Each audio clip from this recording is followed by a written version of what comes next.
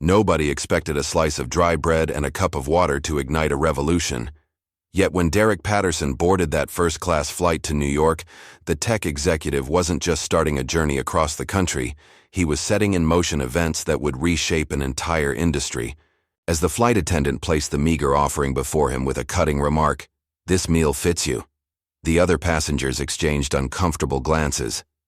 By morning, the tech CEO wouldn't just own the airline that employed her, he'd transform it, completely turning one man's humiliation into a reckoning that forced an entire industry to confront its darkest shadows. Some revolutions begin with gunfire. This one started with a slice of bread. Just before we get back to it, I'd love to know where you're watching from today, and if you're enjoying these stories, make sure you're subscribed, because tomorrow's special episode is one you definitely don't want to miss. The early morning sunlight streamed through the bedroom window as Derrick Patterson zipped up his carry-on luggage. His movements were precise, deliberate, the actions of a man who had traveled countless times before. At 39, the tech executive had long since perfected his pre-flight routine. As he double-checked his travel documents and made sure his phone charger was securely packed, his wife Sarah watched from the edge of the bed, her eyes reflecting a mixture of pride and concern. "You sure you have everything?" Sarah asked, helping him tuck in a stray shirt sleeve. Derrick nodded, his calm demeanor masking the quiet intensity in his dark eyes. "Everything that matters," he replied, his voice carrying the confidence of someone accustomed to high-stakes business dealings. The sound of small footsteps thundering down the hallway broke the moment. Their 8-year-old daughter Lily burst into the bedroom, still in her pajamas, her curly hair bouncing with every step. She launched herself at her father, wrapping her small arms around his waist. "Do you have to go, Daddy?" she asked, looking up at him with wide, questioning eyes. Derrick knelt down to meet her gaze. "Just for a few days, Princess," he said, straightening her Wonder Woman pajama top. "And when I come back, everything's gonna be different." Lily's forehead creased. "Different? Better?" A smile spread across Derrick's face as he tucked a stray curl behind her ear. "Better. Much better." Sarah checked her watch. "The car should be here any minute." As if on cue, Derrick's phone buzzed with a notification. "Limo's outside," he confirmed. He gave Lily one more hug, kissed Sarah goodbye, and headed downstairs with his luggage. Through the front window, he could see the sleek black car waiting in the driveway, the driver already standing at attention beside the rear door. Just as Derrick reached for the front door handle, his phone rang. Harper Williams, his assistant of 3 years, was calling. He answered immediately. "Morning, Harper. Everything set?" "Good morning, Mr. Patterson," Harper replied, her voice crisp and efficient. "Just confirming your final meeting destination. The tech merger will take place at the Grand Horizon Hotel in New York, penthouse conference room, 9 a.m. tomorrow. The FOSS board members have all confirmed their attendance." "Perfect. Make sure legal has those revised terms ready for my review on landing." "Already done. They'll be waiting in your secure email." "Safe travels, sir." Derrick ended the call and stepped outside. The early autumn air carried a slight chill, a welcome change from the summer heat. The driver nodded respectfully as Derrick approached. "Good morning, Mr. Patterson. JFK International today?" "That's right, Ted. Terminal 4. The driver took his luggage and held the door open. Derrick slid into the plush leather seat, already mentally reviewing the presentation he would deliver tomorrow, the culmination of months of careful negotiation and strategic planning. As the car pulled away from his suburban home, Derrick gazed out the window at the manicured lawns and stately houses of his neighborhood. After tomorrow's meeting, his position in this world would be even more secure. Everything was falling into place. 40 minutes later, the limo pulled up to the departures level at Terminal 4. Derrick had changed into his travel clothes, a comfortable gray hoodie, designer jeans, and limited edition sneakers. It was a deliberate choice. In the boardroom, he wore bespoke suits that commanded respect, but when traveling, he preferred comfort. And if he was being honest with himself, he'd grown accustomed to being underestimated. Sometimes, he even preferred it that way. The terminal bustled with morning travelers, the air filled with the sounds of rolling luggage, overhead announcements, and the low murmur of hundreds of conversations.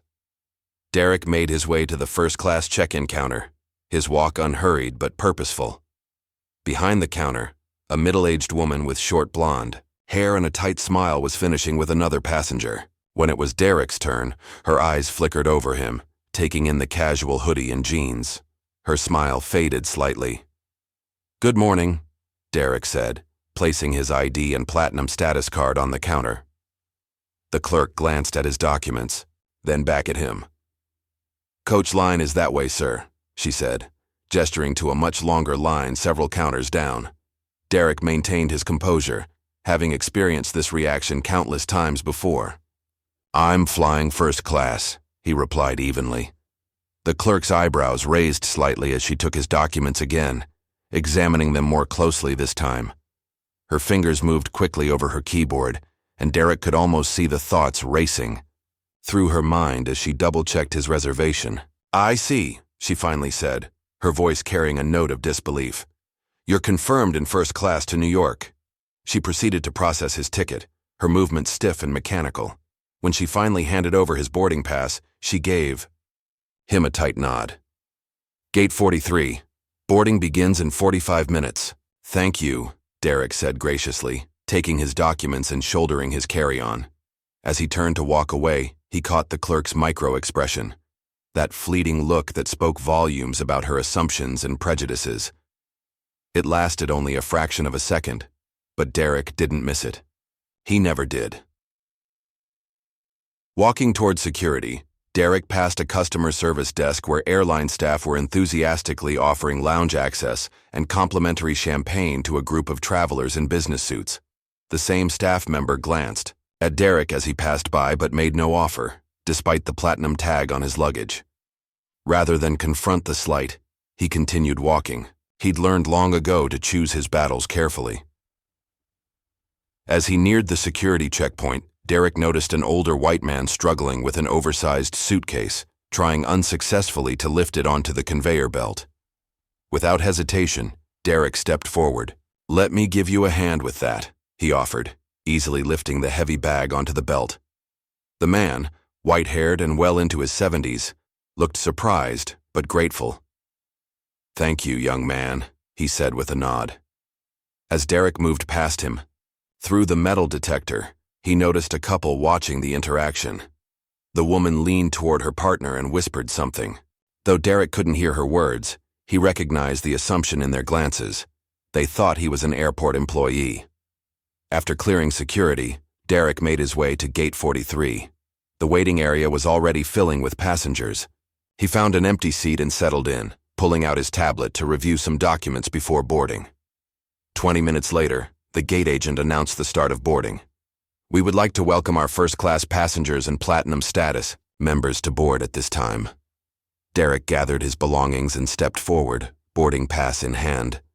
As he moved toward the jet bridge, he could feel eyes on him. From behind, a man's voice carried clearly. "Guess they'll let anyone up front these days." The comment was clearly meant to be overheard. Derrick didn't turn around. He'd heard worse, and tomorrow's merger was too important to get distracted by petty prejudice. On board the aircraft, Derrick found his seat, 2A, a window seat in the first row of first class. He stowed his carry-on in the overhead bin and settled into the spacious leather seat. The cabin was still relatively empty, with only a few other first-class passengers boarding. A flight attendant named Claudia, according to her name tag, moved efficiently through the cabin, offering pre-flight beverages to the passengers already seated.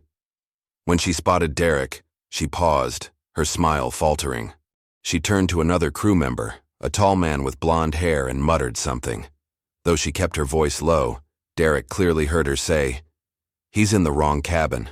The male attendant glanced over, his expression neutral before continuing with his preparations. Derrick pretended not to notice, focusing instead on setting up his tablet for the flight ahead. Inside, however, he logged the moment away, another data point in an all-too-familiar pattern. As more passengers boarded, Derrick gazed out the window, watching the ground crew prepare the aircraft for departure. In less than 24 hours, the merger would be complete, and he would have even more influence to change situations exactly like this one. One company at a time, one policy at a time. For now, though, he would observe, document, and prepare for what was to come. The cabin quickly filled with the remaining first-class passengers as boarding continued. Derrick kept his focus on his tablet, reviewing notes for tomorrow's presentation while occasionally glancing out the window. He was deep in concentration when a shadow fell across his tray table. "Sir, this section is reserved for first-class passengers." Looking up, Derrick found Claudia standing over him, her lips pulled into a tight smile that didn't reach her eyes. Her tone was laced with artificial politeness, the kind that barely masked underlying assumptions. Without saying a word, Derrick calmly reached into his pocket and produced his boarding pass. He handed it to her silently, his expression neutral despite the familiar sting of the interaction. Claudia took the pass, examining it with obvious skepticism. Her eyes darted between the document and Derrick's face, as if trying to reconcile what she was seeing with what she had expected. After a moment, she gave a dry chuckle, not one of humor but of surprise mixed with something darker. "I see," she said flatly, handing the boarding pass back to him. She turned and walked away without another word, no apology forthcoming for her incorrect assumption. From the corner of his eye, Derrick noticed the male flight attendant, Lars, according to his name tag, watching the interaction. He made no move to intervene, instead turning away to offer orange juice and champagne to the other first-class passengers, all of whom were white. As the last of the passengers boarded, making their way through first class to the main cabin, Derrick noticed several giving him a second glance. Two women in business attire passed by, one leaning close to the other to whisper something that made both of them look back at him. Private security, maybe? Or a lottery winner? The words drifted clearly to where Derrick sat, not meant to be. Overheard but spoken with little concern if they were. Derrick maintained his composure, keeping his focus on his tablet where he was reviewing a last-minute presentation for the boardroom pitch he would give the next day. The merger between OrionJet Technologies, his company, and the airline was nearly complete, but there were still details to finalize, questions to anticipate from the board. As he worked, he was acutely aware of Claudia strolling past him multiple times, offering pre-flight beverages and warm towels to other passengers. Each time she purposefully skipped his row, avoiding eye contact as if he weren't there at all. Derrick had experienced this kind of treatment before. The subtle exclusions, the deliberate oversights. They were familiar, almost predictable in their pattern. Still, each occurrence carried its own unique sting, a reminder of how much work remained to be done. The final passenger in first class arrived just before the doors were scheduled to close. She was a younger white woman, perhaps in her early 30s, dressed in jeans and a casual sweater not unlike Derrick's own attire.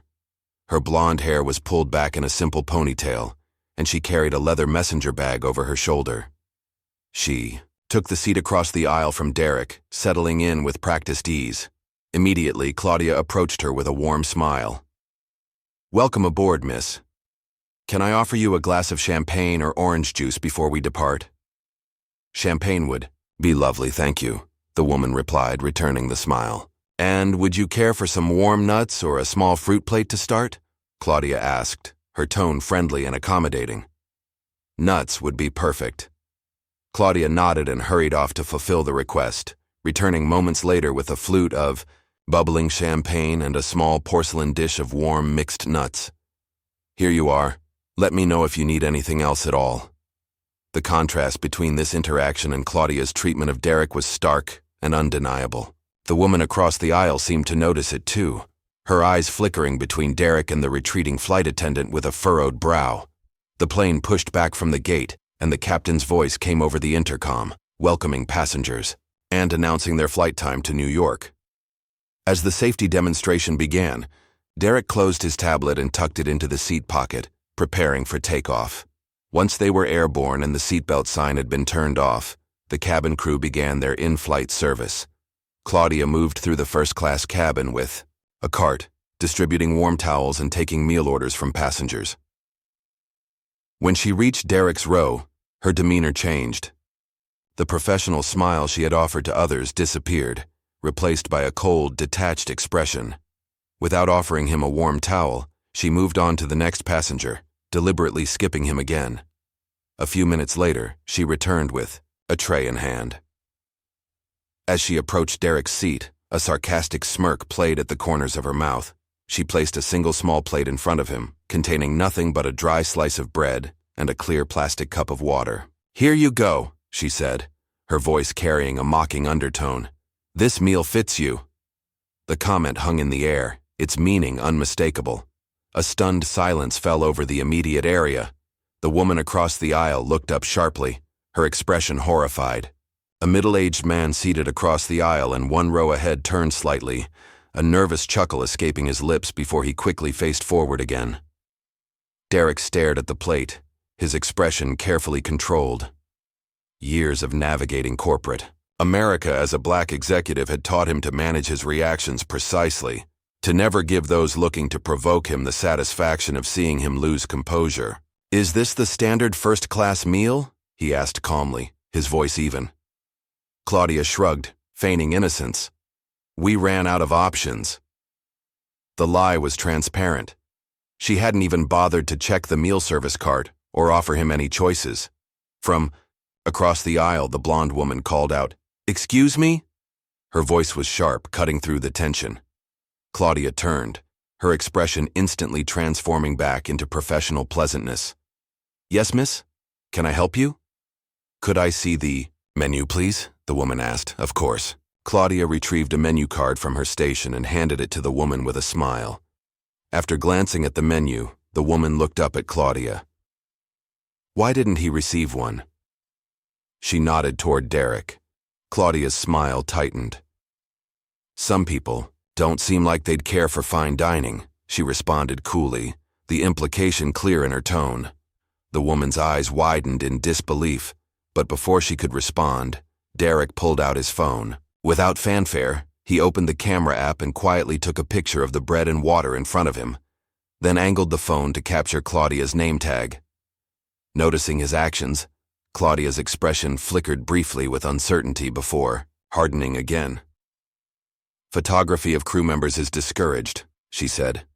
Derrick didn't respond. Instead, he opened his messaging app and composed a simple text, attaching the photos he had just taken. The message read only, "Make sure you're watching this flight." He sent it to Harper, his assistant, knowing she would understand exactly what to do with the information. This wasn't the first time Derrick had documented such treatment, but it was perhaps the most blatant example he'd encountered in years. As Claudia moved away to serve other passengers, the woman across the aisle leaned toward Derrick. "I can't believe what just happened," she said in a low voice. "That was completely inappropriate." Derrick gave her a small, appreciative nod. "Thank you for noticing," he said simply. "I'm Emily, by the way," she offered, extending her hand across the aisle. "Derrick Patterson," he replied, accepting the handshake. Emily looked as if she might say more, but just then, Claudia returned to her row with a steaming plate of what appeared to be filet mignon, accompanied by roasted vegetables and a glass of red wine. "Your meal, miss," Claudia said pleasantly, placing the tray in front of Emily. "Can I get you anything else?" Emily glanced at Derrick's bread and water, then back at Claudia. "Actually, yes. I'd like to know why this gentleman hasn't been offered the same meal options as everyone else in first class." Claudia's smile faltered. "As I mentioned, we've run out of some options." "Really?"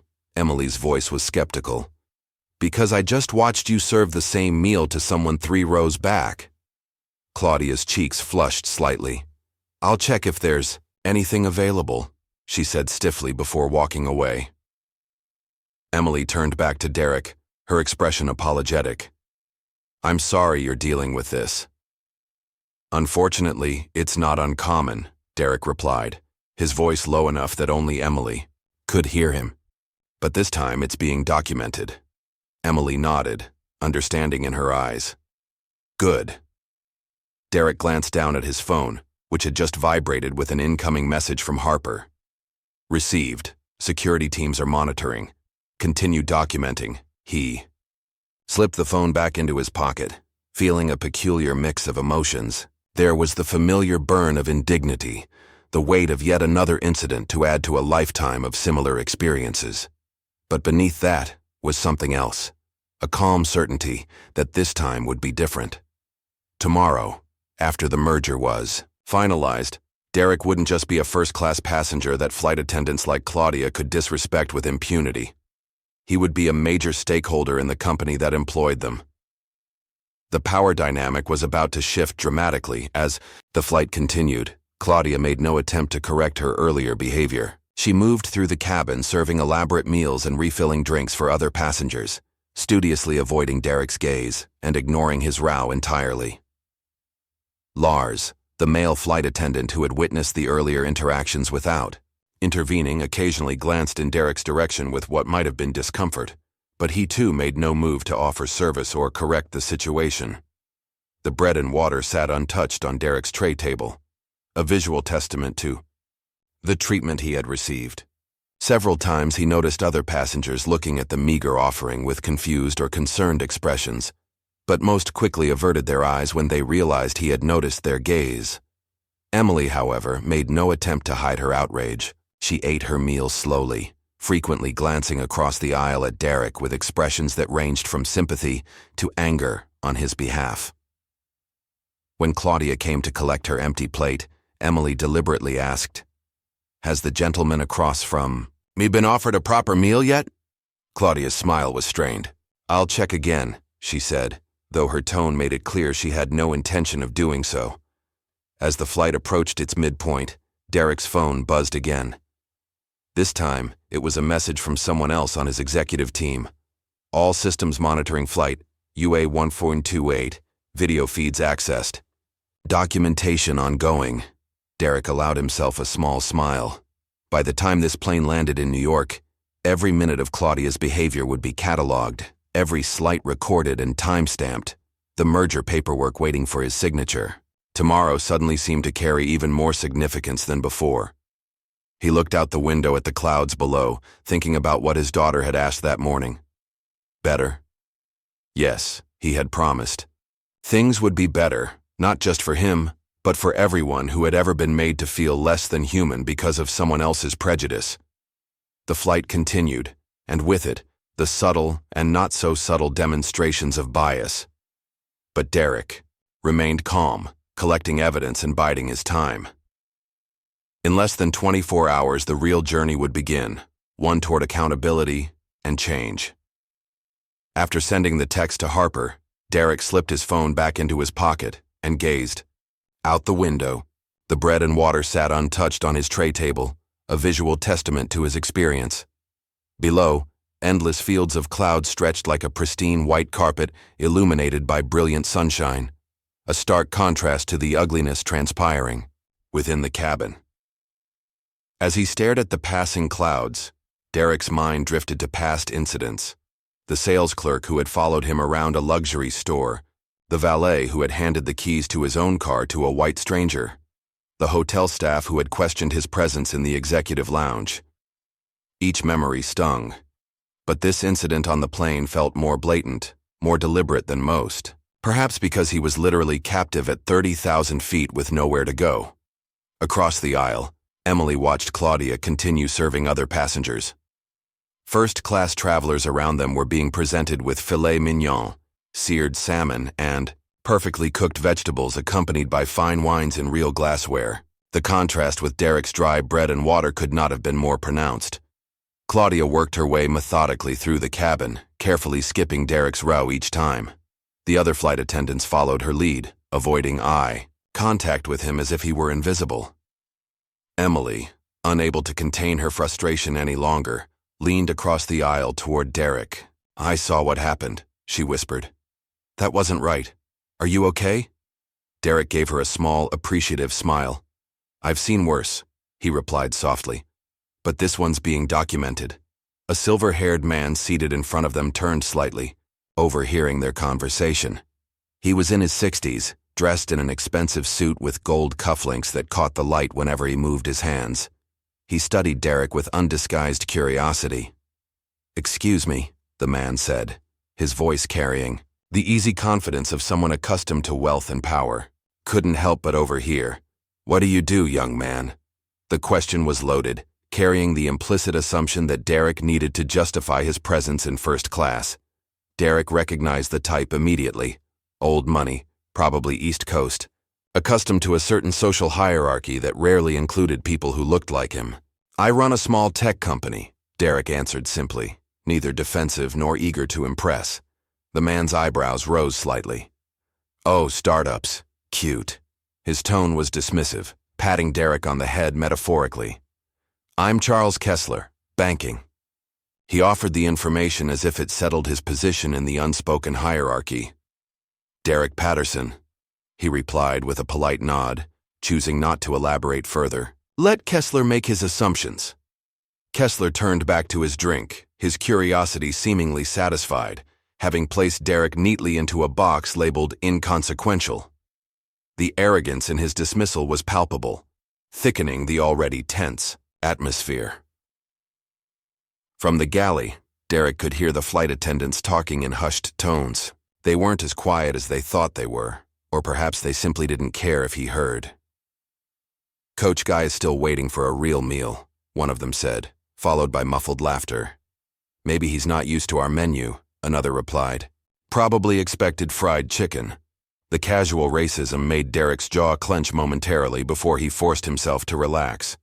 He discreetly pressed the record button on his phone, capturing the conversation. Every word, every slight was being added to the growing file of evidence. His phone vibrated again with a new message from Harper.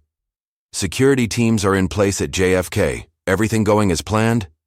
Derrick typed back quickly. "Better than expected. They're writing their own downfall."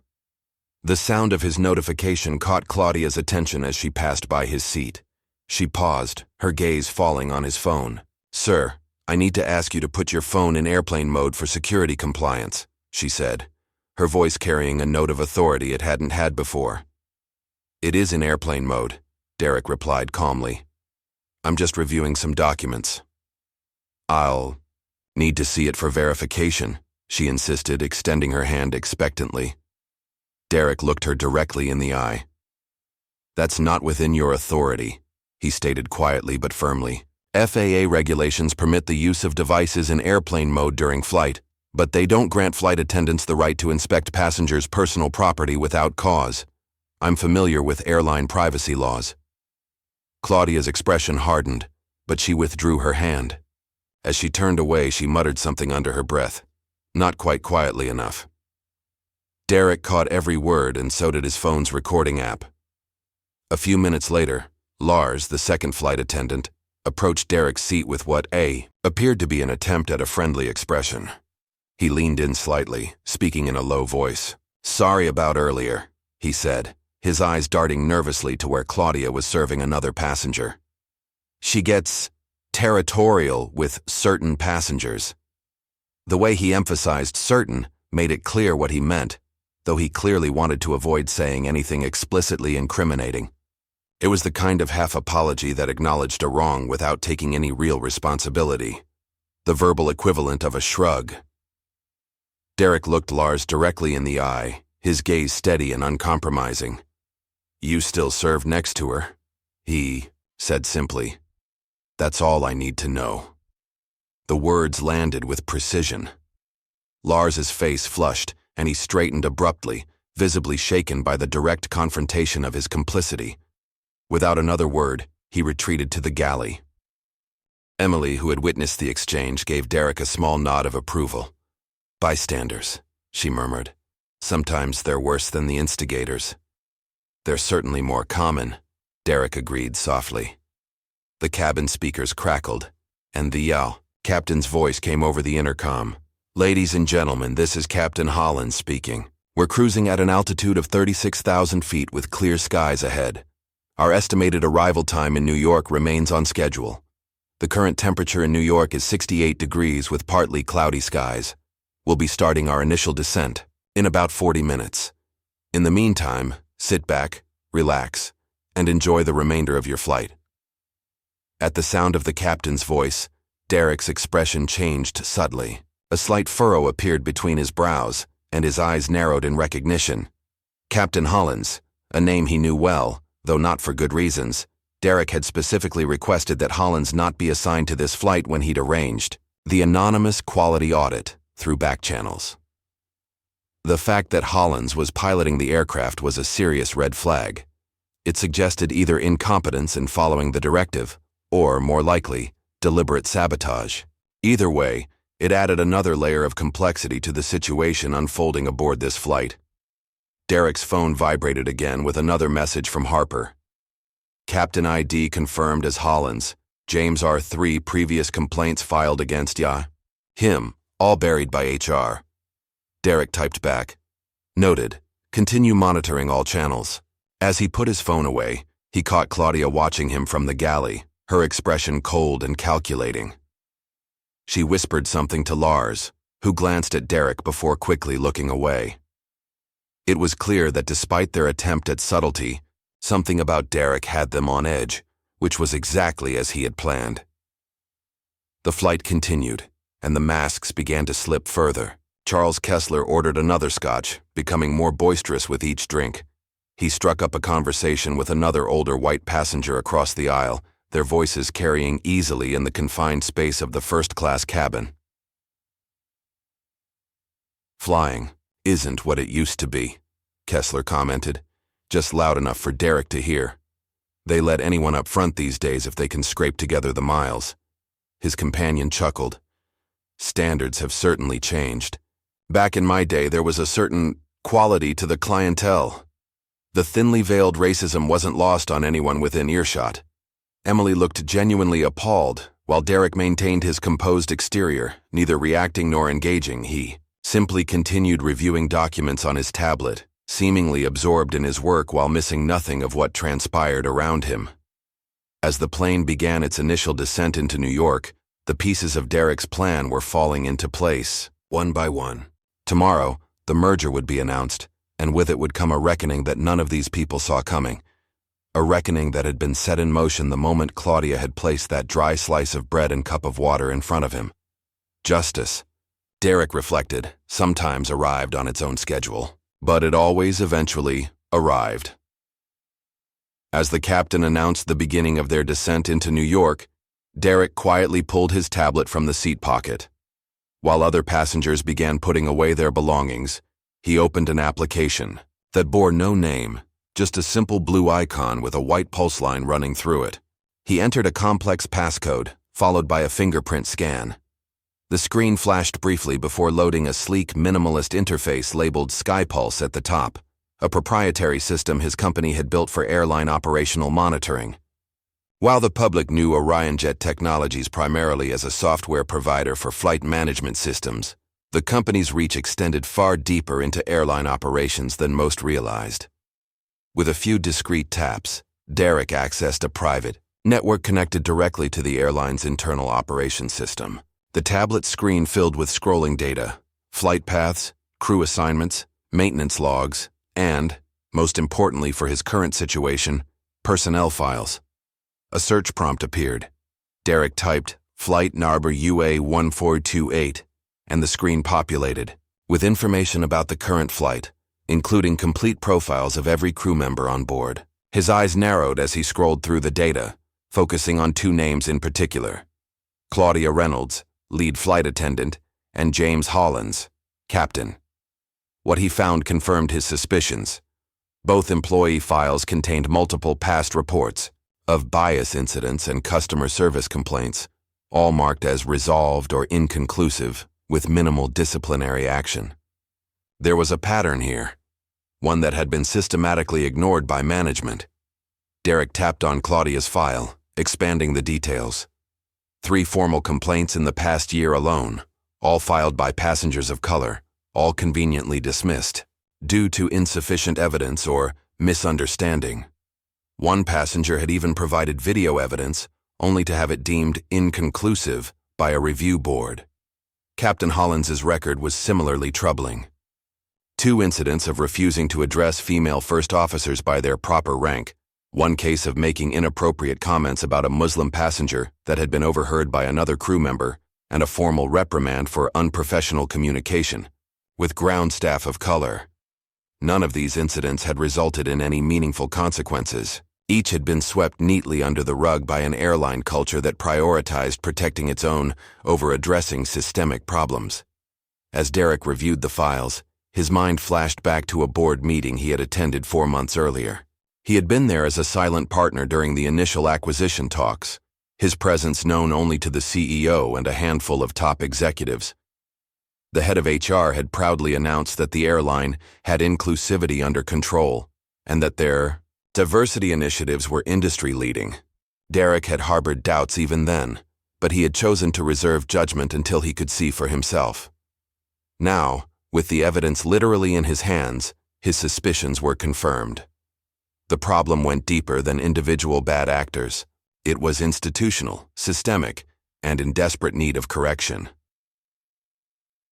A notification popped up on his screen, a live feed from the cabin's security cameras, accessible only to authorized personnel with the highest security clearance.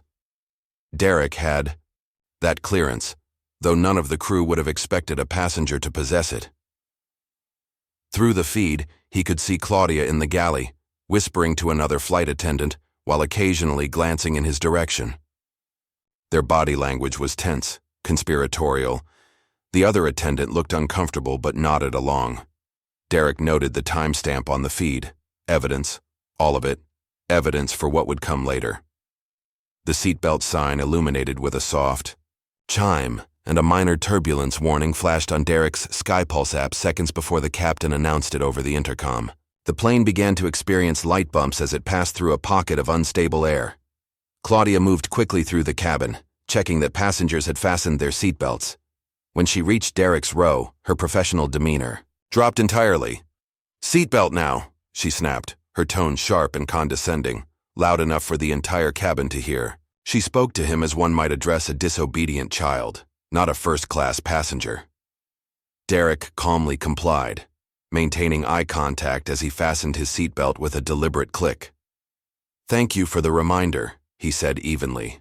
As Claudia moved on, Derrick discreetly activated his phone's voice recording app. Each interaction was now being documented, not just in his memory, but in hard evidence that would be difficult to dismiss later. The turbulence increased slightly, causing the plane to dip and sway. Charles Kessler, now on his third scotch, raised his hand to summon a flight attendant.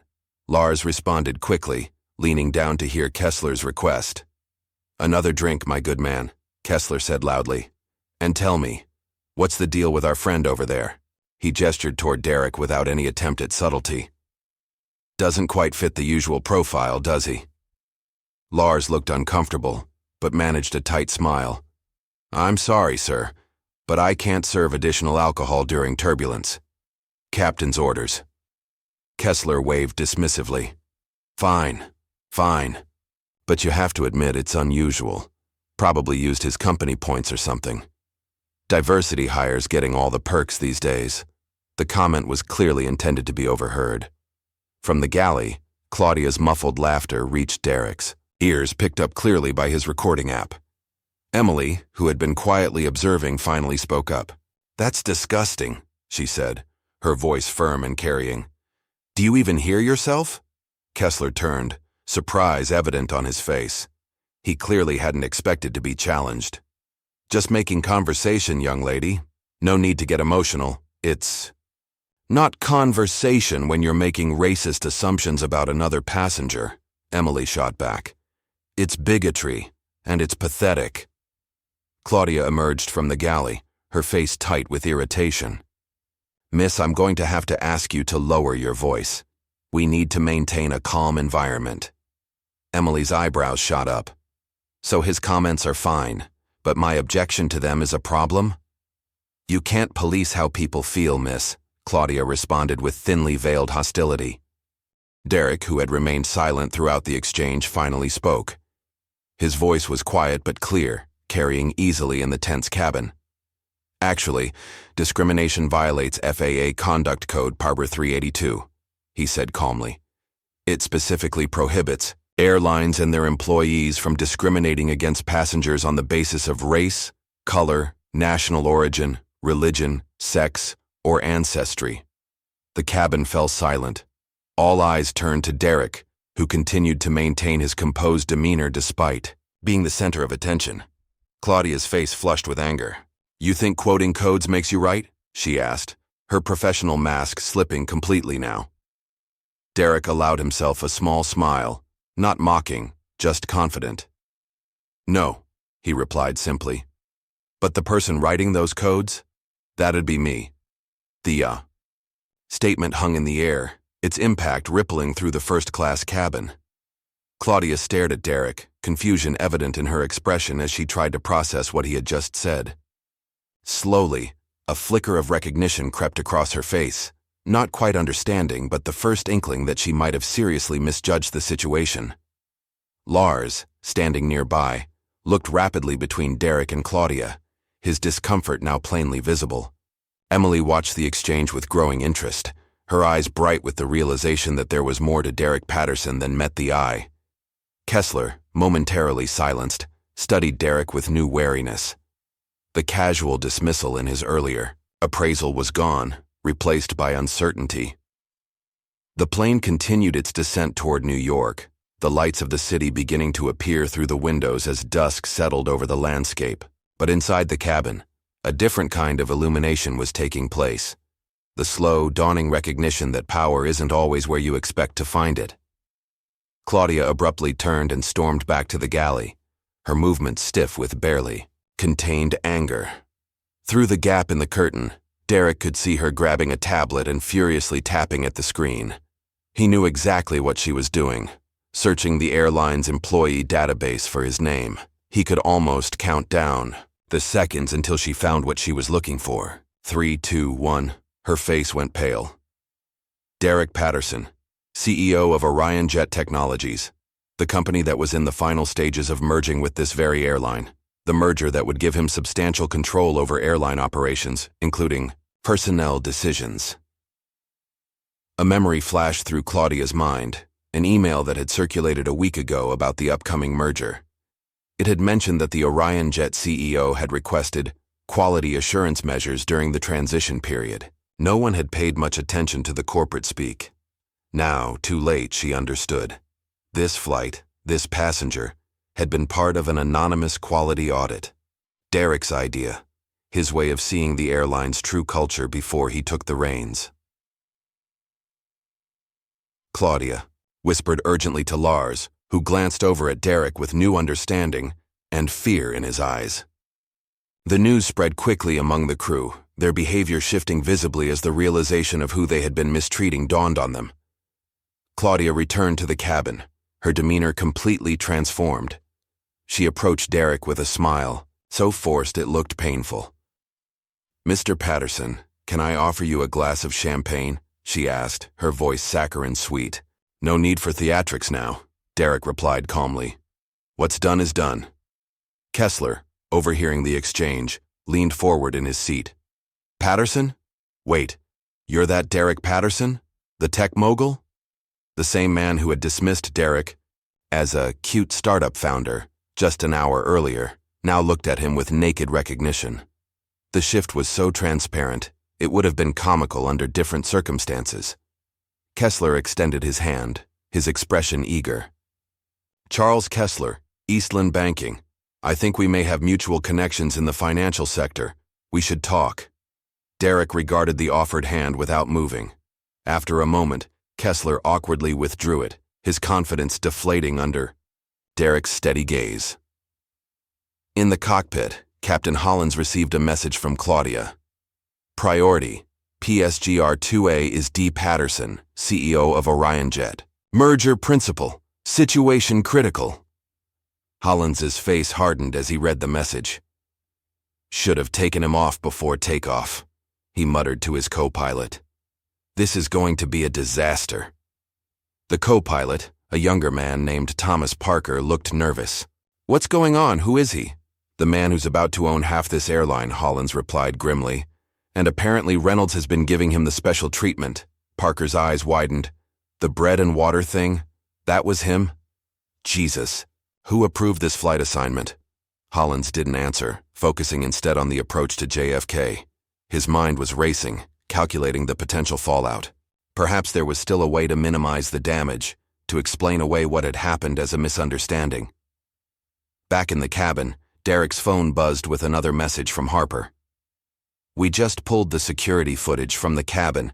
It's worse than we thought. Multiple violations, clear pattern of discriminatory behavior. Legal is preparing briefing materials." Derrick typed back a simple response. "Compile. Send to legal and PR." Emily, who had been watching the sudden shift in how others were treating Derrick, leaned across the aisle again. "I'm a journalist," she said quietly. "With the Post. Would it be all right if I spoke with you on record about what I've witnessed here today?" Derrick considered her request thoughtfully. "Not yet," he finally said. "Let them finish digging."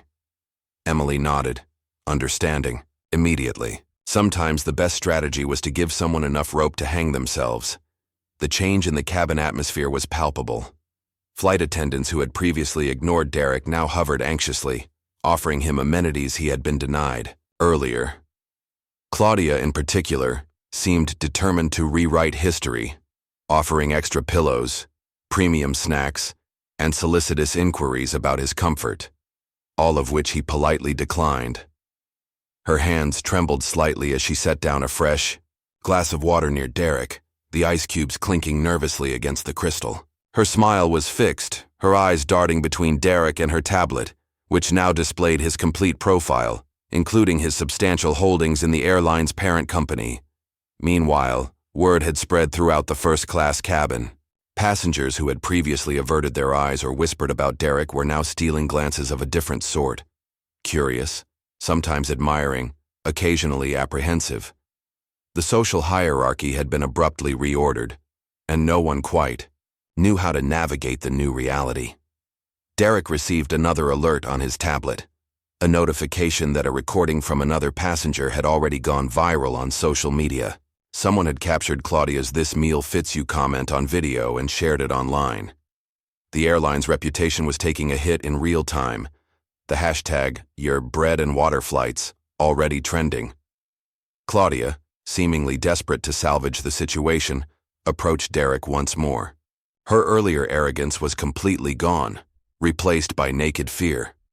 "Mr. Patterson," she began, her voice low and urgent, "I didn't know who you were." Derrick looked up at her, his expression calm but unyielding. "And that's exactly the problem," he replied simply. The truth of those words hung in the air between them, more damning than any accusation could have been. The implication was clear. Her behavior would have been unacceptable regardless of who he was, regardless of his title, his wealth, or his influence. It was a truth Claudia couldn't escape, no matter how desperately she now wished to rewrite the narrative of the past few hours. In trying to put Derrick in his place, she had revealed more about herself than she had ever intended, and now that revelation was on record, documented for all to see. As the plane continued its descent toward JFK, the city lights growing brighter below, Derrick gazed out the window with a mixture of emotions. There was the familiar weight of having experienced yet another instance of discrimination, but there was also a sense of purpose, of opportunity. Tomorrow, the merger would be finalized, and with it would come the power to ensure that what had happened on this flight would never happen again. Not to him, not to anyone. Sometimes, meaningful change required being in a position to enforce it. The pieces were in place. The evidence was gathered. All that remained was the landing, both of the aircraft and of the consequences that would follow. Claudia rushed to the back galley, her movements stiff with barely contained panic.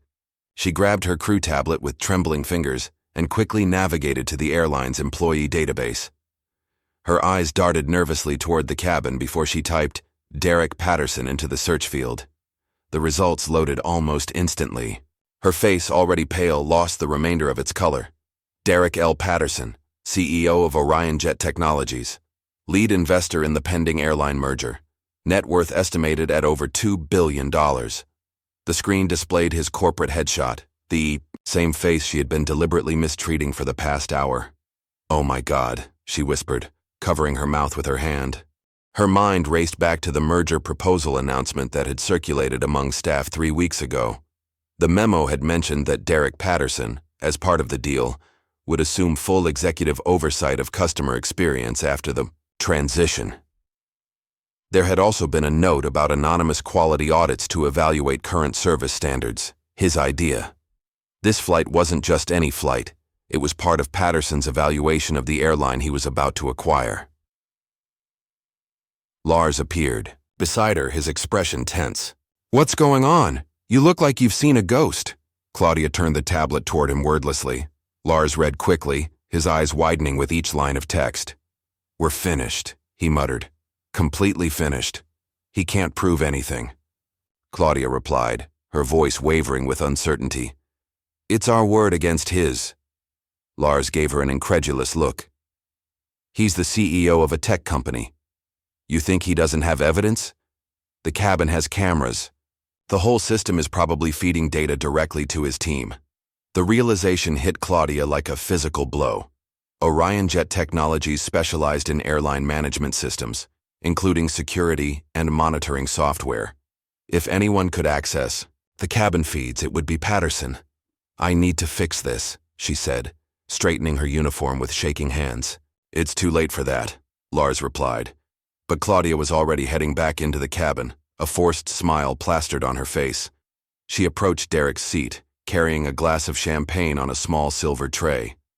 "Mr. Patterson," she said, her voice artificially bright, "I'd like to offer you our finest champagne." Derrick looked up from his tablet.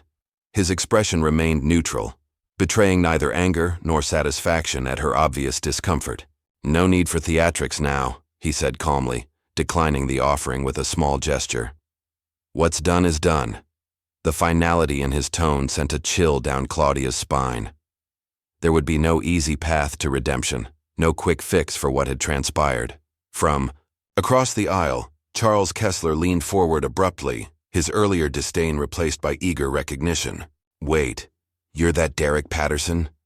Kessler's voice carried a note of disbelief mixed with the sudden desperation of a man who realized he had severely miscalculated. "The tech investor? The one behind the Miller acquisition last year, Aurex?" Turned slightly toward Kessler but remained silent, letting the man's discomfort build. "Charles Kessler, Eastland Banking," Kessler continued, extending his hand across the aisle. "I think we may have mutual connections in the financial sector. Wilson at Goldman mentioned your name just last week. We should talk sometime." Derrick glanced at the offered hand but made no move to accept it. After an uncomfortable moment, Kessler withdrew, his confidence visibly deflating. Meanwhile, in the cockpit, Captain Hollins had received Claudia's urgent message about their first class passenger's identity. His weathered face tightened as he read the notification. "Should have taken him off before takeoff," he muttered to his co-pilot Frank Wilson. "This is going to be a disaster." Wilson, a younger man in his mid-30s, looked confused. "What's going on? Who is he?" "The man who's about to own half this airline," Hollins replied grimly. "And apparently Reynolds has been giving him the special treatment." Wilson's eyes widened. "The bread and water thing? That was him?" He shook his head in disbelief. "Jesus, who approved this flight assignment?" Hollins didn't respond immediately, focusing on adjusting their approach path to JFK. After a moment, he spoke again, his voice low. "There's still the possibility of damage control. These rich types, they respond to the right approach. A personal apology from me might smooth things over." Wilson looked skeptical but said nothing, turning his attention back to the instruments. Back. In the cabin, Derrick received another text message from Harper. "We just pulled the security footage from the cabin. It's worse than we thought. Multiple violations, clear pattern of discriminatory behavior from several crew members. Legal is preparing briefing materials now." Derrick typed a brief response. "Compile, send to legal, NPR." As he put his phone away, Emily leaned across the aisle again. "I'm a journalist," she said quietly, "with the Post. Would it be all right if I spoke with you on record about what I've witnessed here today?" The revelation added another layer to the unfolding situation. Derrick studied Emily's face, recognizing now the practiced observation in her gaze. She hadn't just been a sympathetic bystander. She had been documenting the entire incident with a professional eye. "Not yet," he finally responded. "Let them finish digging." Emily nodded, understanding the strategic value of patience.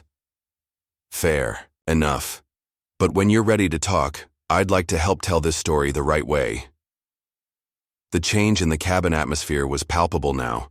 Flight attendants who had previously ignored Derrick suddenly appeared at regular intervals, offering pillows, blankets, and premium snacks, all of which he politely declined. The other first-class passengers watched with undisguised interest, many of them now attempting to piece together exactly who this man was and why the crew had so dramatically changed their behavior toward him. Claudia made another attempt, approaching Derrick's seat with visible anxiety. She had clearly been crying in the galley, her makeup slightly smudged despite her efforts to repair it. "Mr. Patterson," she began, her voice barely above a whisper. "I didn't know who you were." Derrick looked up at her, his expression neither angry nor forgiving, simply resolute. "And that's exactly the problem," he replied evenly. The words hung in the air between them, more damning than any accusation could have been.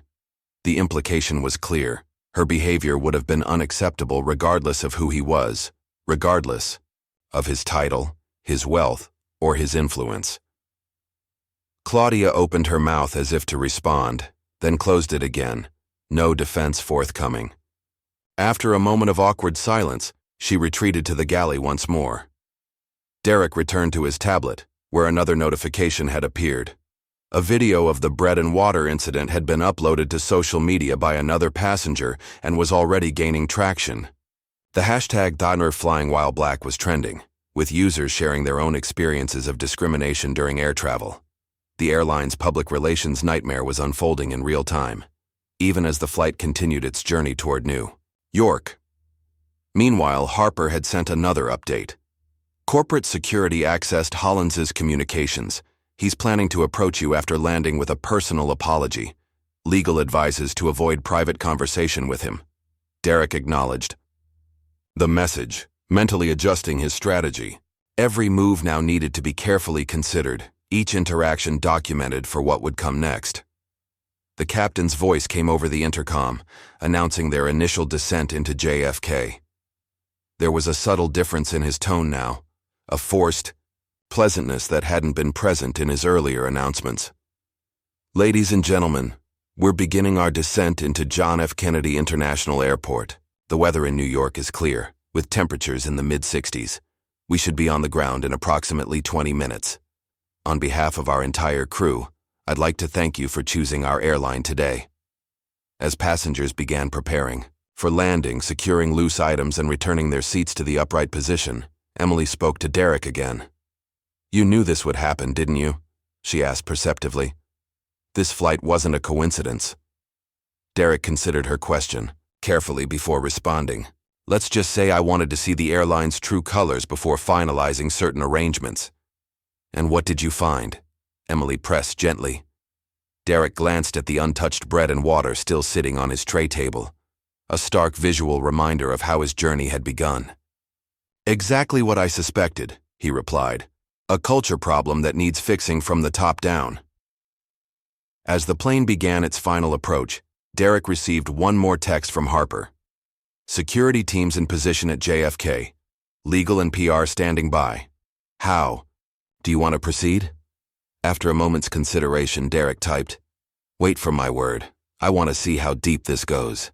The message sent, he put his phone away and prepared for landing, and for the confrontation that would follow. The captain's voice crackled over the intercom, announcing the final phase of their descent into JFK.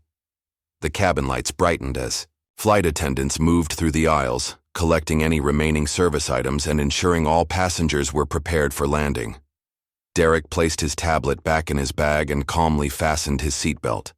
Through the window, he could see Manhattan in the distance, its skyline glittering against the darkening sky. In less than 24 hours, he would be in a boardroom on the 52nd floor of one of those gleaming towers, finalizing a merger that would reshape the airline industry. But first, there was unfinished business to attend to. Claudia approached him yet again, her earlier arrogance now completely replaced by naked anxiety. She leaned slightly closer than necessary, lowering her voice to ensure privacy. "Mr. Patterson, would you like a proper meal before we land?" she asked, desperation evident in her tone. "Our chef could prepare something special while we taxi to the gate." Derrick looked up at her, his expression calm but unyielding. "I already ate," he replied evenly, then added with quiet emphasis, "Your true colors." The metaphorical blow landed with precision. Claudia flinched visibly, her last hope of an easy resolution evaporating. She nodded stiffly and continued down the aisle, her movements mechanical. Derrick's phone vibrated with another message from Harper. "Legal is prepped. PR is holding the story until you land. Want them fired immediately upon touchdown?" He considered the question carefully. The easiest path would be immediate termination, a swift, decisive action that would signal zero tolerance for discrimination. But something deeper was at play here, a systemic issue that wouldn't be solved by simply removing a few problematic employees. "Wait for my word," he texted back. "I want to handle this personally." Harper's response came quickly. "Understood. Car will be waiting at the private terminal entrance." From across the aisle, Emily discreetly showed Derrick her phone screen. She had been recording much of what had transpired, the bread and water scene, Claudia's tone, the passengers mocking him.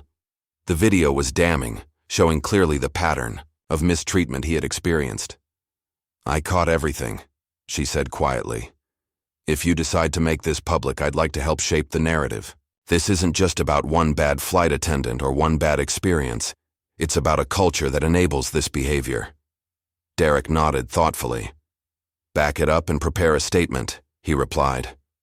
"But hold until I give the word," Emily agreed, with a slight nod, tucking her phone away as Claudia passed by again. Meanwhile, Lars, the junior flight attendant who had remained mostly in the background during the flight, approached Derrick's seat. His expression was different from Claudia's, less panicked, more genuinely remorseful. "Mr. Patterson," he began, his voice low, "I wanted to apologize. I didn't speak up when I should have. I saw what was happening and I just went along with it." He paused, searching for words. "I should have done something." Derrick regarded him thoughtfully. There was something authentic in Lars's discomfort that had been missing from Claudia's performative apologies. "You still have time," Derrick replied. "The right moment's coming." Lars seemed to understand the implication. He nodded slowly, a decision forming behind his eyes. "Thank you, sir," he said before returning to his duties. In the cockpit, Captain Hollins was on the radio with the ground crew, confirming their arrival gate. After completing the standard communication, he switched to the internal crew channel. "Everyone, behave," he instructed tersely. "We've got a storm coming when we land. Reynolds, you're to say nothing to Patterson beyond standard service phrases. Wilson, same for you. I'll handle the situation on the ground." Claudia's voice came back, tight with stress. "We'll keep him happy until then." "Too late for that," Hollins replied grimly. "Just don't make it worse. And delete any questionable entries from the service log before we reach the gate." What Hollins didn't know was that every word of this exchange was being transmitted not just to the crew, but also to OrionJet Technologies' security team, thanks to the proprietary communication system that Derrick's company had installed throughout the airline's fleet months earlier as part of the pre-merger integration. As the plane glided through a layer of low clouds, Derrick received a real-time update on his phone. News outlets were starting to pick up chatter about a racial incident aboard a premium airline flight. The story was gaining traction even before they landed, with social media users speculating about which airline and which flight was involved. The digital age had eliminated the buffer that once protected corporations from immediate accountability. By morning, this would be a full-blown PR crisis for the airline, unless managed properly. In the galley, Claudia frantically pulled Lars aside. "Delete any questionable entries from the flight service log," she whispered urgently. "Anything that might look bad, scrub it now before we land." Lars hesitated, clearly torn between self-preservation and doing the right thing. "I don't know, Claudia. That might make things worse. It could look like a cover-up." "It's already worse," she hissed. "Just do it. We need to protect ourselves." Lars nodded reluctantly, but as soon as Claudia turned away, he made a different decision. Instead of deleting entries, he discreetly used his phone to forward the complete, unaltered log to an email address, Harper's, though Claudia wouldn't know that until much later. The plane continued its descent, the landing gear extending with a mechanical thunk that vibrated through the cabin. The city grew larger in the windows, streetlights and car headlights creating rivers of illumination through the darkness. Claudia made one last desperate attempt to salvage the situation. She hurried to the first-class galley and pulled out a fancy dessert that had been reserved for special passengers, a chocolate mousse with gold leaf decoration. Placing it carefully on a china plate, she approached Derrick's seat. "Mr. Patterson," she said, presenting the dessert with a forced smile. "Just a small gesture before we land." Derrick glanced at the elaborate offering, then back at Claudia. Once again, he declined with a small shake of his head. "What you gave me before," he said quietly, gesturing toward the still untouched bread and water. "That was symbolic. Now it's on record forever." The simplicity of the statement, delivered without anger but with absolute certainty, made it all the more powerful. Claudia stood frozen for a moment, the reality of her situation finally sinking in completely. There would be no easy fix. No quick apology that would make this go away. She retreated to the galley for the final time, the untouched dessert still in her hands. The captain's voice came over the intercom again, instructing the cabin crew to take their seats for landing. The plane descended through the last layer of clouds, the runway lights now visible ahead. As the landing gear locked into place with a final mechanical clunk, Derrick straightened his tie and took a deep breath. Beside him, the window reflected, his image, composed, focused, ready for what came next. He leaned slightly toward Emily and whispered, "Let's bring this plane to justice." Emily nodded, a small smile playing at the corners of her mouth. "I'm ready when you are." The plane touched down smoothly, tires meeting tarmac with a brief screech before the engines reversed thrust, slowing their momentum. As they taxied toward the terminal, Derrick's phone vibrated once more. A message from Harper read, "Black SUVs and security positioned at Gate 37. Private entrance arranged. Media already gathering. Someone tipped them off." Derrick typed back, "Proceed as planned. I'll handle the crew personally." He gazed out the window as they approached the gate. Through the darkness, he could see the distinctive silhouettes of several black vehicles positioned near a side entrance to the terminal. Airport security personnel stood at strategic points, their presence subtle but unmistakable. Captain Hollins's voice came over the intercom one final time. "Ladies and gentlemen, welcome to John F. Kennedy International Airport. Local time is 8:47 p.m., and the temperature is 64 degrees. Please remain seated with your seatbelts fastened until the aircraft has come to a complete stop and the seatbelt sign has been turned off." There was a brief pause before he continued, his tone now carrying a forced warmth. "On behalf of our entire crew, I want to personally thank you for choosing to fly with us today. We hope your experience was a pleasant one." The irony of the statement wasn't lost on anyone in first class who had witnessed what had transpired. Several passengers exchanged glances, while Emily suppressed a small, disbelieving laugh. As the plane finally came to a stop at the gate, the seatbelt sign dinged off. Passengers began to stand, retrieving items from overhead bins and preparing to disembark. But Derrick remained seated, his posture relaxed but his eyes alert, watching the crew's movements carefully.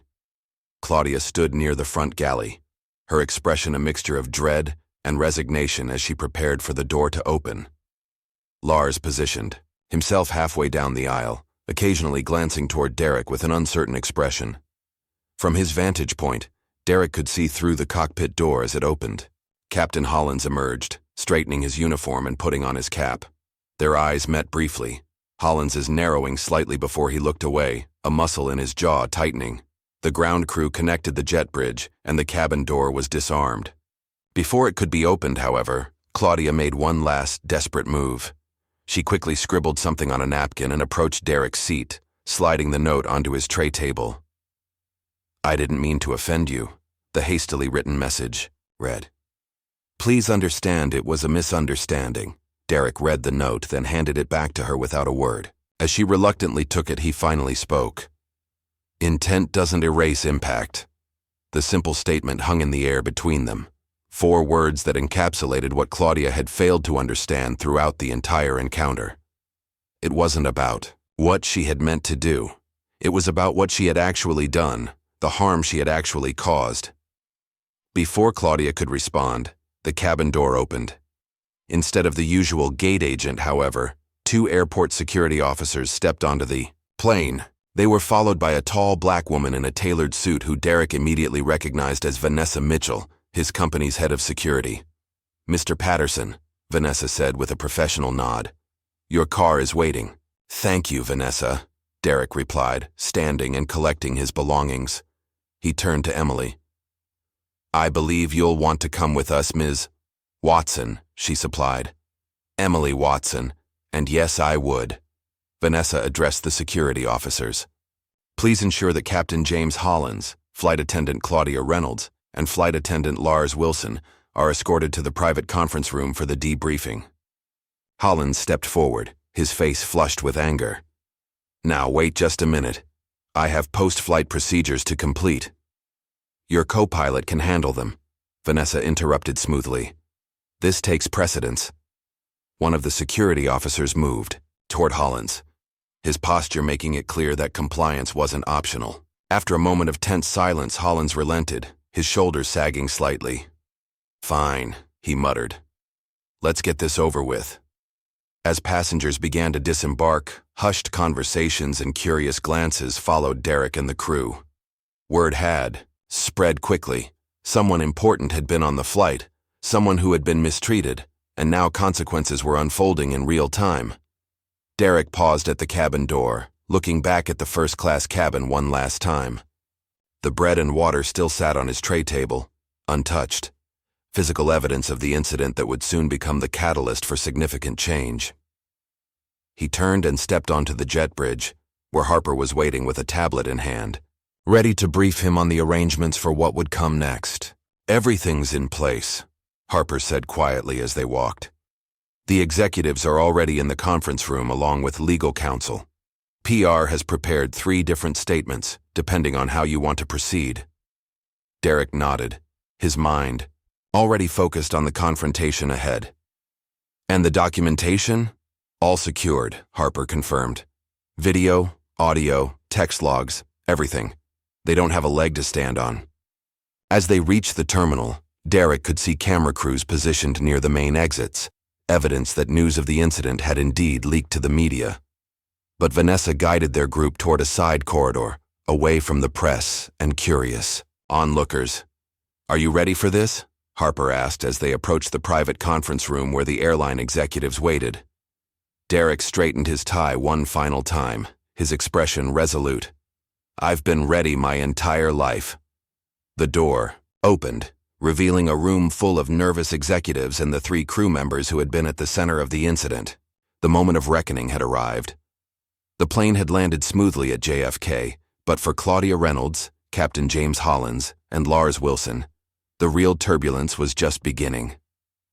As the aircraft taxied to the gate, Derrick watched through the window as black SUVs lined the tarmac.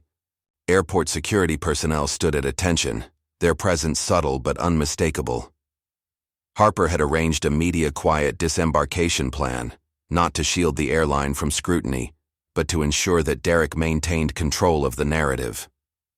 This confrontation would happen on his terms, not in the chaotic environment of a crowded terminal with smartphone cameras capturing every moment.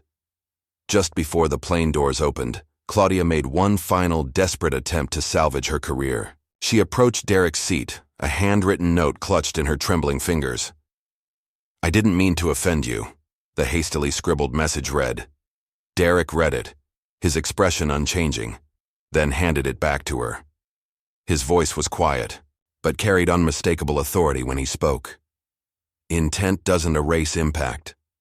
The words hung in the air between them, a simple truth that cut through all excuses and justifications. Claudia's face crumpled slightly as she accepted the note back, the full weight of her actions finally sinking in. As the doors opened, airport security boarded first, not to arrest anyone, but to ensure an orderly process. The lead officer, a tall man with a stern expression, approached Derrick respectfully. "Mr. Patterson, we've been instructed to escort you and to secure these crew members for questioning," he said, gesturing toward Claudia, Lars, and Captain Hollins, who had emerged from the cockpit. Derrick nodded. "Thank you. Please ensure it's handled discreetly." The officer turned to the 3 crew members. "You'll come with us, please. This way." Holland stepped forward, his face flushed with indignation. "On what authority?" "I have post-flight procedures to complete." "On the authority of airport security in cooperation with federal transportation officials," the officer replied evenly. "Your co-pilot can handle the procedures. This takes precedence." The fight seemed to drain out of Hollins. He nodded stiffly, following the officers toward the exit. Claudia walked behind him, her shoulders hunched, while Lars brought up the rear, his expression a mixture of resignation and relief, as if a burden he'd carried for too long was finally being addressed. The regular passengers began to disembark. Curious whispers spread through the cabin. Many had noticed the security presence, and word quickly circulated that something significant had occurred. Some recognized Derrick from business publications or tech news. Others pieced together the situation from fragments of what they had witnessed during the flight. Emily Watson, the journalist, stayed close to Derrick as they exited the aircraft. "They're already speculating," she murmured, nodding toward the passengers who were glancing back at them. "The story's getting out, whether you control it or not." "That's why we need to get ahead of it," Derrick replied quietly. "Real change requires more than just firing a few people. It requires public accountability." As they walked through the jet bridge, Harper met them at the terminal entrance, tablet in hand. "Everything's ready," she reported efficiently. The executives are waiting in conference room A. Legal and PR are standing by." Derrick nodded. "And the evidence?" "All secured and organized," Harper confirmed. "Video feeds, audio recordings, time-stamped communications, everything. We've also collected statements from 6 passengers who witnessed the incidents." The small group moved through a private corridor, bypassing the main terminal where several news crews had already gathered. Through a glass partition, Derrick could see reporters setting up equipment, clearly waiting for something or someone. "How did they find out so quickly?" he asked. Harper checked her tablet. "Social media. The video from first class has over 50,000 views already. Bread is not service is trending." Derrick absorbed this information with a slight nod. The digital age had eliminated the buffer that once protected corporations from immediate accountability. By morning, this would be a full-blown PR crisis for the airline, unless managed properly. They were led to a spacious conference room where a group of anxious-looking executives in expensive suits stood as Derrick entered. At the head of the table sat Richard Barton, the airline's CEO, his normally confident demeanor replaced by visible concern. "Derrick," Barton began, stepping forward with an extended hand. "I can't express how deeply troubled I am by what I'm hearing. If there's been any misunderstanding—" "There's no misunderstanding, Richard," Derrick interrupted calmly, accepting the handshake, but not the excuse. Everything was quite clear. He gestured toward the 3 crew members who had been seated at the far end of the table, security personnel standing discreetly behind them. Claudia stared at the polished wood surface, unable to meet anyone's gaze.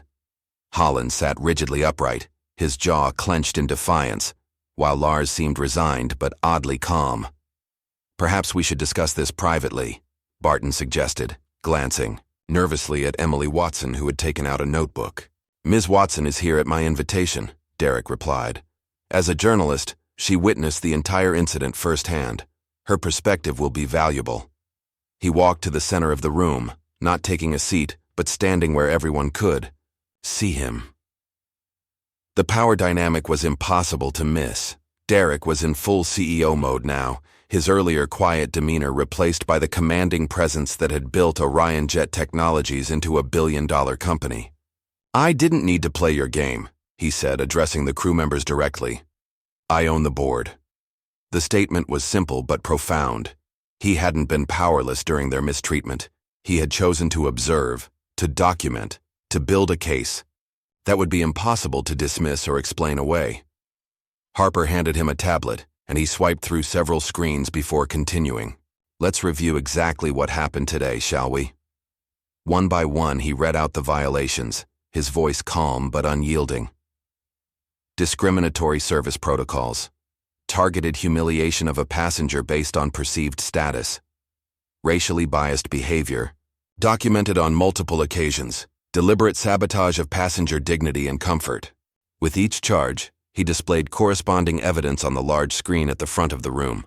Screenshots of the cabin feed showing Claudia delivering the bread and water, audio recordings of her comments, timestamps of service denials, and logs of the crew's private communications. Barton's face grew increasingly pale as the evidence mounted. Several of the other executives shifted uncomfortably in their seats, exchanging worried glances. This wasn't just a bad service incident. It was a systematic pattern of behavior that could not be dismissed as a one-time lapse in judgment.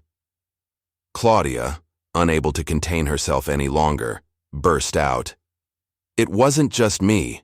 Lars was following my instructions. He's equally responsible, the all." Attempt to deflect blame fell flat as Lars straightened in his seat.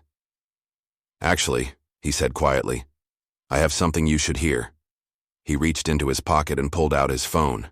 With a few taps, he played an audio recording, Claudia instructing him to delete entries from the service log before landing, followed by her comments about Coach Guy and her laughter at Kessler's racist remarks. The room fell dead silent. Even Hollins, who had maintained his defiant posture throughout, seemed to deflate slightly. Lars placed his phone on the table. "I've been documenting incidents like this for months," he admitted. "I was too afraid to come forward until now, but I can't be part of this anymore." His unexpected testimony shifted the dynamic in the room completely. What had begun as an isolated incident now appeared to be part of a pattern, one that had been allowed to continue unchecked by airline management. Holland, sensing the walls closing in, tried to distance himself from the situation. "I was in the cockpit the entire time," he insisted. "I had no knowledge of what was happening in the cabin. I can't be held responsible for the actions of flight attendants." Harper stepped forward, tapping her tablet. "Actually, Captain Hollins, we have this." She played a cockpit recording where Hollins clearly stated, "Should have taken him off before takeoff," followed by his instructions to Claudia to delete evidence and keep him happy until we land. The airline's legal representative, a stern-faced woman in her 50s, closed her laptop with a decisive click. "This is indefensible," she stated flatly. "All three of you are culpable." Derrick turned to Barton. "Richard, as of this moment, these three are terminated. Their union will be notified, and every record of this flight has been archived for civil rights review." Barton nodded, his earlier defensive posture completely abandoned. "Of course, effective immediately." He turned to the three crew members. "Your employment is terminated. Security will escort you to collect your belongings." Claudia began to cry openly now, while Hollins stared straight ahead, his face a mask of barely contained fury. Lars, surprisingly, appeared almost relieved, as if a burden had been lifted from his shoulders. As security prepared to escort them out, Derrick raised a hand. "One moment." He approached Lars directly. "You eventually did the right thing, even if it took too long. That counts for something." Lars met his gaze for the first time. "Too little, too late, I suppose." "That depends on what you do next," Derrick replied. "Real change requires people willing to speak the truth, especially when it's difficult." The implication was clear. Lars might have lost his job, but his journey wasn't necessarily over. The way forward would depend on his willingness to continue standing up for what was right. As the three former employees were escorted from the room, Barton turned to Derrick, his expression grave. "What happens now? The merger?" "Will proceed as planned," Derrick interrupted. "But with significant modifications to the terms. We're not just merging companies, we're transforming a culture." He gestured to Harper, who distributed tablets, to each executive around the table. "These contain the new conditions. You'll find them non-negotiable." The executives began reviewing the documents, their expressions shifting from concern to outright alarm as they realized the sweeping changes Derrick was proposing: mandatory bias training for all staff, new oversight committees, anonymous testing, protocols, and significant penalties for violations. "This is extensive," Barton said carefully. So was the problem, Derrick replied simply. You can sign today, or we can walk away. Your choice. As the executives huddled to discuss their limited options, Emily approached Derrick. That was impressive, she said quietly. But what happens tomorrow, after the news cycle moves on?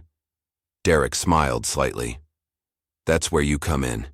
This isn't just about one flight or one company. It's about changing the conversation. Emily nodded, understanding dawning in her eyes. I can help with that. Outside the conference room, Harper's phone buzzed with a notification. She glanced at it, then showed the screen to Derrick. The hashtag #BreadIsNotService had exploded online, with thousands of people sharing their own experiences of discrimination while traveling. The story was taking on a life of its own, becoming something larger than a single incident on a single flight. It was becoming a movement. And that, Derrick reflected, was exactly what he had hoped for. Real change rarely came from quiet settlements or private apologies. It came from public reckonings, from moments when the usually invisible became impossible to ignore. Tomorrow would bring a new phase, the hard work of rebuilding, of transforming outrage into action. But for tonight, justice had been served. The morning sunlight streamed through the floor-to-ceiling windows of the hotel conference room where Derrick Patterson stood before a sea of cameras and microphones. 24 hours after landing at JFK, he was addressing the media with Harper and Emily Watson flanking him on either side. The room was packed with journalists, industry representatives, and social media influencers, all drawn by the viral story that had exploded overnight. Derrick adjusted the microphone slightly before speaking, his voice steady and measured. Yesterday, I was denied a meal on a flight, but more importantly, I was denied humanity. What happened to me wasn't unique or unusual. It happens every day to countless travelers who don't have the platform or power that I do. The cameras flashed as he continued. This isn't about bread and water. This isn't even about one airline or one flight crew. This is about a culture that allows some people to be treated as less deserving of dignity than others. He gestured to Emily, who stepped forward. Over the past 24 hours, she had transformed from a witness to a partner in Derrick's efforts, working through the night to prepare a feature titled Discrimination at 40,000 Feet. As a journalist, I've covered many stories of discrimination, Emily began. But rarely have I witnessed it unfold so blatantly, with such casual cruelty. What struck me most wasn't just the actions of the crew, but how normalized the behavior seemed to be, as if this was simply how things were done. Her passionate delivery captivated the room. The most important thing is that we all recognize our responsibility to stand up, even when we're not the target. Silence isn't neutrality, it's complicity.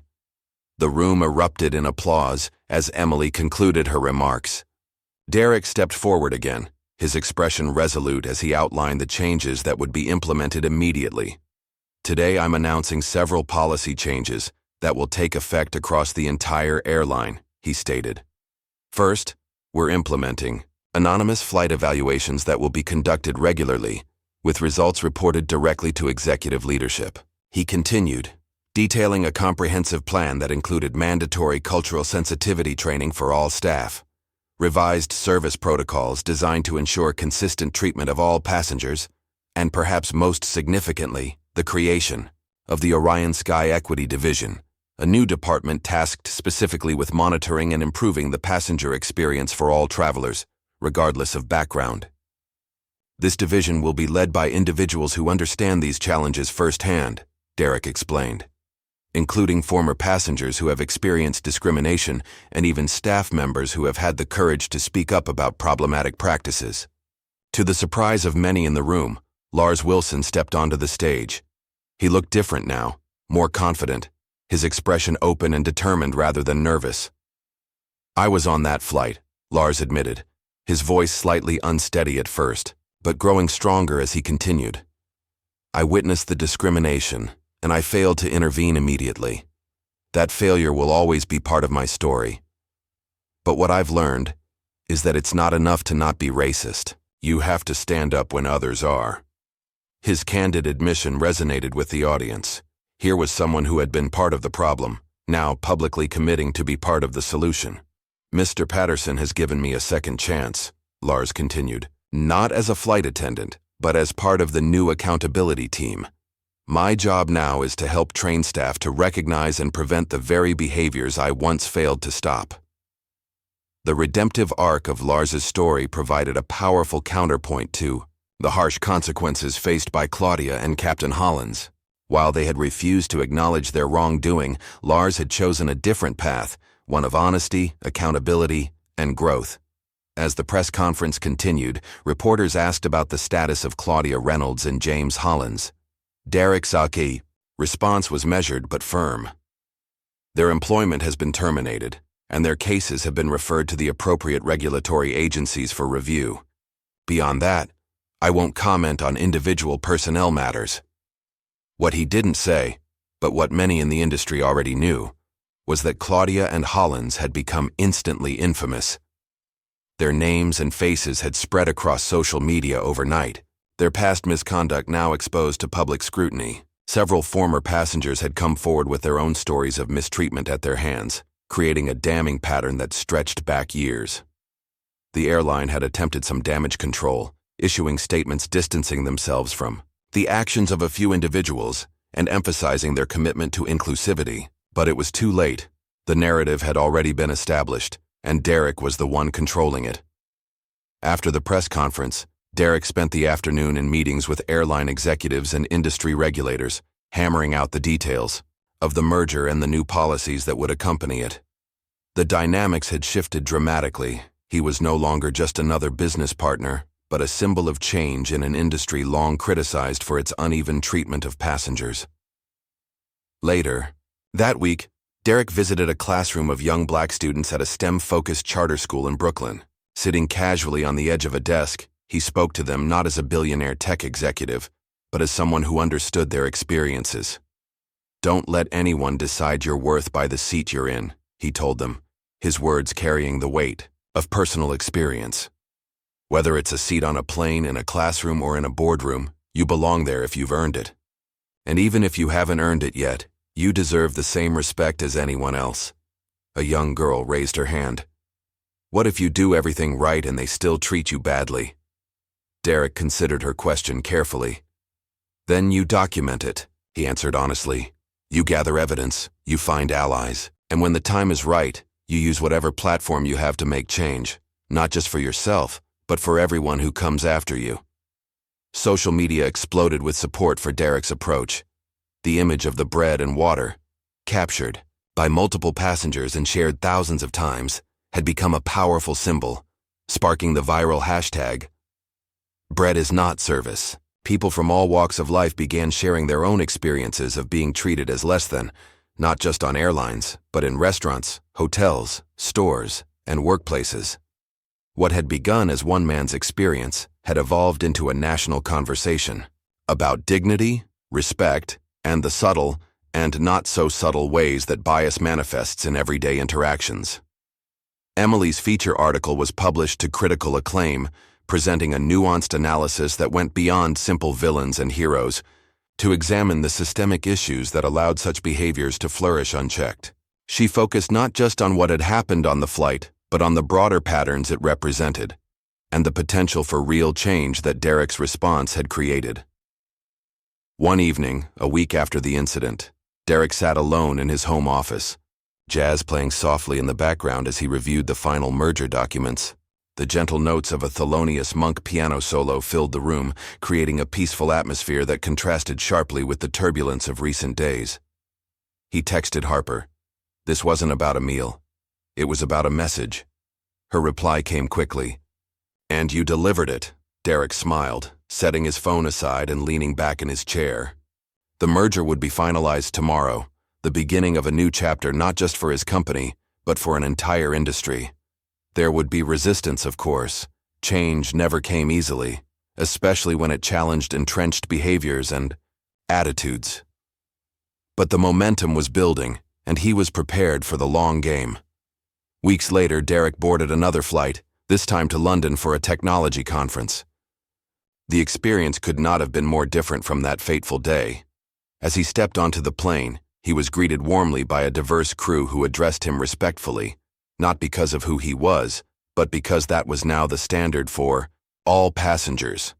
The new training protocols had been implemented across the fleet, and anonymous evaluators regularly traveled on flights to ensure compliance.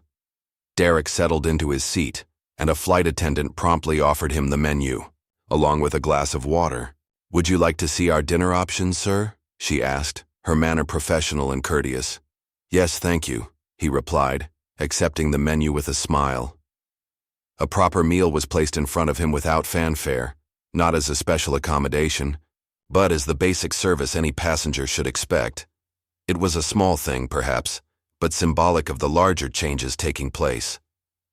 As the plane took off, climbing into the clear blue sky, Derrick gazed out the window at the receding landscape.